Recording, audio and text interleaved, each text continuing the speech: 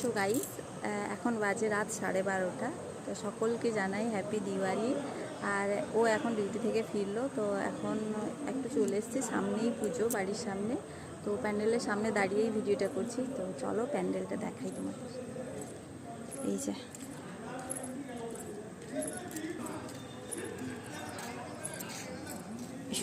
এই সামনেরটা, এটা বেশ সুন্দর করেছে, তাই না? প্যান্ডেলটাই সুন্দর হয়েছে। চলো ভেতরে গিয়ে দেখাই তোমাদেরকে। আর এগুলো দেখো, শুধু পাখির খাঁচা দিয়ে, হেবি সুন্দর।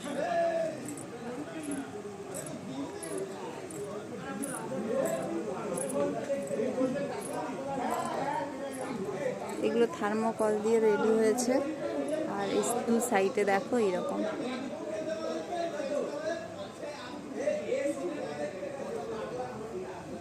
আর ওপরেরটা দেখো এইভাবে পাখি উঠছে, তো বেশ সুন্দর। আর শেষে দেখো মায়ের মূর্তি।